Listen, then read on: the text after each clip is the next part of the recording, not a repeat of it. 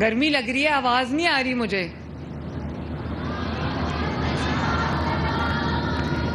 Pindi division کے champs, آپ کو بہت بہت مبارک ہو.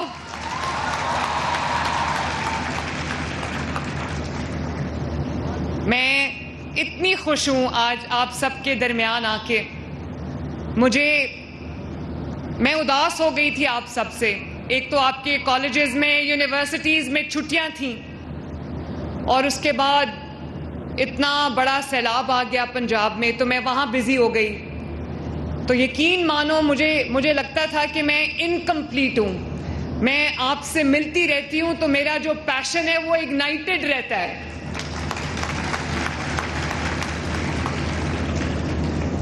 اور آپ سب کو, ہونہار اسکالرز کو, لیپ ٹاپ ونرز کو, سب میریٹوریس اسٹوڈنٹس کو میری طرف سے بہت بہت بہت مبارک ہو. I have to tell you that I am very very proud of you, ماشاءاللہ. اور آپ کے پیرنٹس کو, آپ کی فیملیز کو, گھر والوں کو, سب کو مبارک ہو. آپ نے ان سب کا سر فخر سے بلند کیا ہے.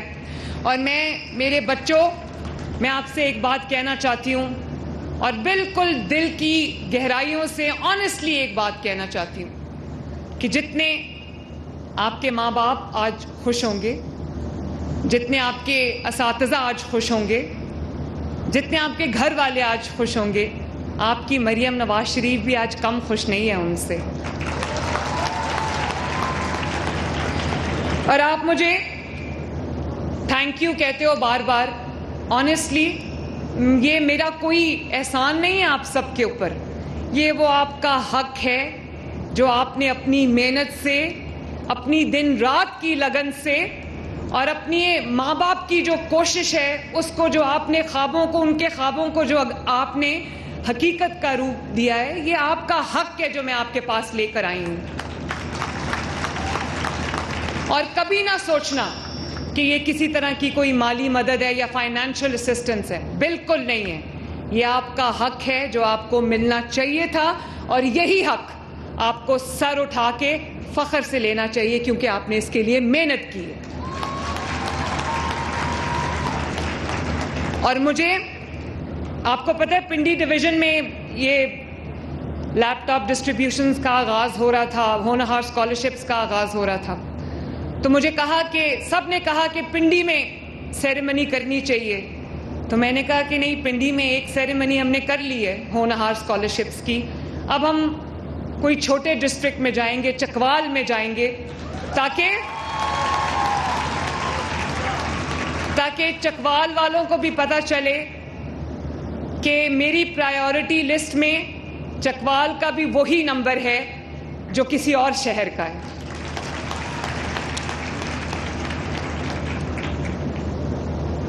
بچوں, ابھی میں نے 2 تقریریں سنی جن بچوں نے اپنی اپنی کہانیاں سنائیں.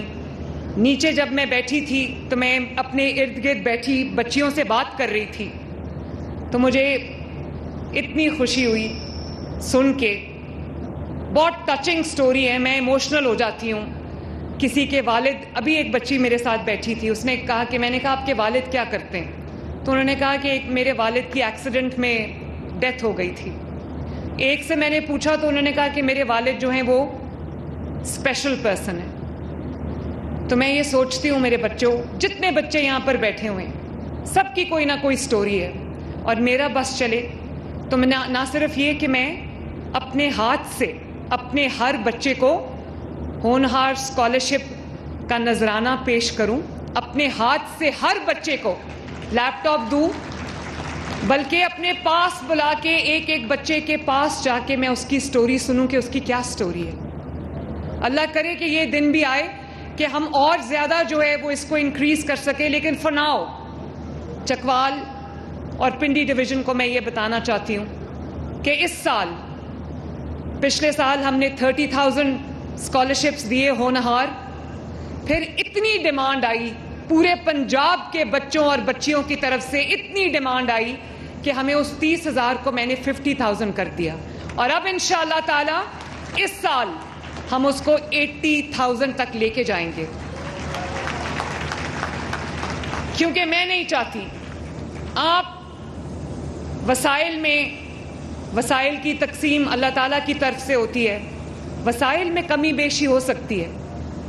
آپ کے ماں باپ دن رات محنت کرتے ہیں، دن رات کوشش کرتے ہیں آپ کو بہترین زندگی دینے کے لیے، آپ کو بہترین ایجوکیشن دینے کے لیے، لیکن ہر ماں باپ جو ہے وہ اپنے بچوں کے خواب پورے نہیں کر سکتے کیونکہ ان کی مالی شاید استطاعت اتنی نہیں ہے. تو یہ تو ماں باپ سے زیادہ میرے بچوں، یہ اسٹیٹ کی ذمہ داری ہے، آپ کی حکومت کی ذمہ داری ہے کہ جو بچہ محنتی ہے، برائٹ ہے، بریلینٹ ہے، میریٹوریس ہے، اس کے دروازے تک حکومت خود پہنچے اور کہے یہ ہے آپ کا حق، یہ لے لو. کئی دفعہ میرے رونگٹے کھڑے ہو جاتے ہیں. آئی شڈر ٹو تھنک کہ کتنے ایسے بچے ابھی بھی ہیں پنجاب میں جو برائٹ بھی ہیں اور قابل بھی ہیں، محنت بھی کرتے ہیں، پڑھنا چاہتے ہیں، کچھ بننا چاہتے ہیں، لیکن ان کے پاس وہ وسائل نہیں ہیں. تو میرے بچوں میرے لیے دعا کرنا کہ میں پنجاب میں اگلے 5 سال میں کوئی ایسا بچہ نہ رہے جس کے پاس وسائل نہ ہوں، پڑھنا چاہتا ہے اور پڑھ نہ سکے.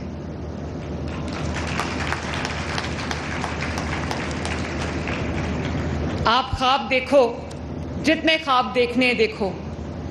میرے پاس جو اللہ تعالیٰ کے دیے ہوئے وسائل ہیں، جو آپ کی امانت ہے، میں ان وسائل کو آپ کے قدموں میں انشاءاللہ تعالیٰ ڈھیر کر دوں گی ان خوابوں کو پورا کرنے کے لیے. اور ابھی مجھے یہ آپ کو بتا کے خوشی ہو رہی، اتنی بڑی تعداد یہ بچیوں کی بیٹھی ہے. لڑکے بیچ میں بیچارے کہیں چھپ جاتے ہیں. Girl power.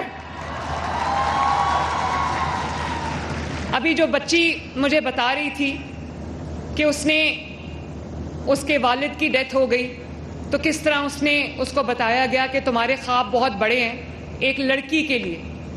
تو میری بیٹیوں، میں آپ کو یہ بتانا چاہتی ہوں، میری بھی 2 بیٹیاں ہیں، میں آپ کو یہ بتانا چاہتی ہوں کہ میں، آپ کو لگتا ہے نا کہ بڑی ایک شان و شوکت والا عہدہ ہے، میں بھی آپ کی طرح ایک ایسے گھر سے بلانگ کرتی ہوں جو بہت کنونشنل ہے، بہت مشرقی روایات کا وہ امین ہے، وہ گھر، وہ فیملی. تو اس فیملی سے کسی لڑکی کا، کسی خاتون کا اس لیول پر پہنچ جانا یہ بھی کوئی آسان بات نہیں ہے بچوں. تو میرے کہنے کا مقصد یہ ہے، اور وہ میرا راستہ کوئی آسان نہیں تھا. میں اپنی بیٹیوں سے یہ بات کرنا چاہتی ہوں. آپ کو پتہ ہے کہ میں کچھ بھی نہیں تھی اور میں پولیٹیشین بننا بھی نہیں چاہتی تھی. میں ایک ایسے گھر سے تعلق رکھتی تھی جس میں میرے والد سیاست میں تھے، میرے چچا سیاست میں. تو گھر میں ہر وقت سیاست کی بات ہوتی تھی، ہر وقت یہی باتیں ہوتی تھی. تو میں کئی دفعہ گھبرا کے چلی جاتی تھی اس کمرے سے جہاں سیاست کی بات ہو رہی ہوتی تھی. مجھے لگتا تھا ہر وقت یہی بات ہو رہی ہے. لیکن اللہ تعالیٰ کا کرنا ایسا ہے کہ آہستہ آہستہ اپنے والد کی مدد کرتی گئی، تھوڑا تھوڑا کر کے. تو میرے والد کو بھی یہ لگا کہ یہ میری بیٹی جو ہے یہ میرے بیٹوں سے کسی طرح بھی کم نہیں ہے. اور پھر میرے والد کو یہ بھی تھا کہ جو پرانے PMLN کے لوگ ہیں، ایسا نہ ہو کہ میری بیٹی ہے تو میں اس کو سامنے لا کے بٹھا دوں کہ میری بیٹی ہے تو اس لیے اس کی عزت کرو. آپ جانتے ہو کہ میں نے پالیٹکس جوائن کی 2011 میں، اور پہلا الیکشن میں نے 2024 میں لڑا. اس سے پہلے میں نے کوئی نہ الیکشن لڑا، نہ میں کبھی سیاست کا میرے پاس کوئی عہدہ تھا. لیکن آسان سفر نہیں تھا. میرے والد پہ جب مشکلات آئیں 2017 میں، یہ جب پیناما انہوں نے لانچ کیا، تو اس کے بعد میرے والد پہ جو مشکلات آئیں، تو میں ایک بیٹی ہوں نا، آپ سب بیٹیاں میرے سے ریلیٹ کر سکتے ہو کہ جب ماں باپ کے اوپر بات آتی ہے تو بیٹی کہتی ہے اوور مائی ڈیڈ باڈی.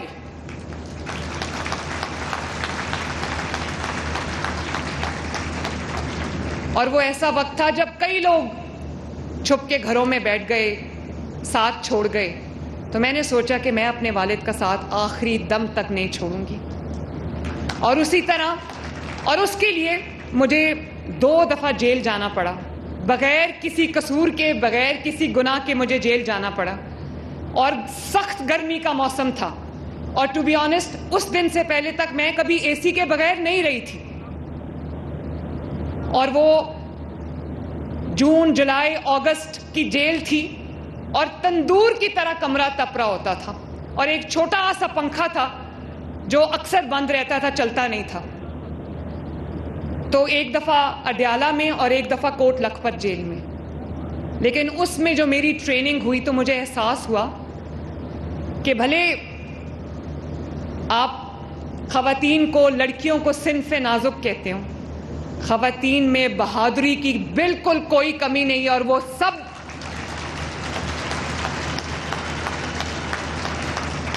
اور جب میں اڈیالہ میں تھی نا، میں اپنی بیٹیوں سے یہ بات میں اڈیالہ میں